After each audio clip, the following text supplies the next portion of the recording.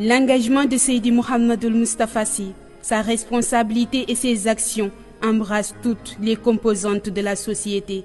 Il s'est engagé à orienter une jeunesse désabusée en investissant le champ de la spiritualité, de l'éducation, du social et de la politique.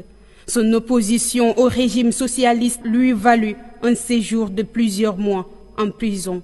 Il fut interpellé le samedi 30 octobre 1993 sur le régime de la garde à vue et fut emprisonné le mercredi 3 novembre 1993 à la maison d'arrêt de Rebeuss. Hier du jeune marabout Cheikh Moustapha Sy, cette interpellation est liée, semble-t-il, aux propos particulièrement virulents tenus par Moustapha Sy il y a une semaine lors d'un meeting du Parti démocratique du Sénégal de Maître Wade.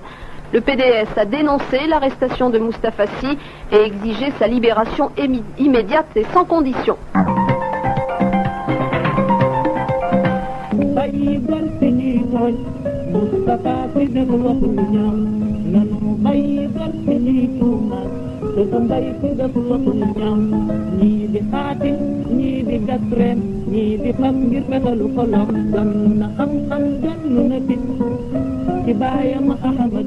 L'arrestation hier de Cheikh Moustapha Sy, un jeune marabout qui est l'un des plus puissants chefs religieux du pays, une interpellation qui semble-t-il en rapport avec des propos virulents tenus par l'intéressé il y a quelques jours lors d'un meeting du PDS, le parti de Maître Abdoulaye Wade. Cheikh Moustapha Sy est à la tête de la confrérie la plus importante numériquement dans le pays. Son portrait tout de suite avec Nicolas Balik.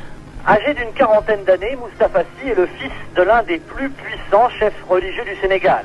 Considéré comme un érudit de l'islam, il est lui-même responsable d'une association tidiane à but éducatif, le mouvement Moustarchidine Wal Moustarchadit, bien implanté notamment parmi les jeunes. Mais c'est surtout sur le plan politique que le marabout défraie la chronique depuis le début de l'année. Peu avant les élections présidentielles, il avait tenu des propos extrêmement virulents à l'encontre du président Diouf, lui-même tidiane, tout en apportant son soutien à son rival Abdoulaye Wade. Et il semble que ce soit précisément les déclarations de Moustapha Sy lors d'un meeting du Parti libéral la semaine dernière à Dakar qui ait provoqué les foudres du régime.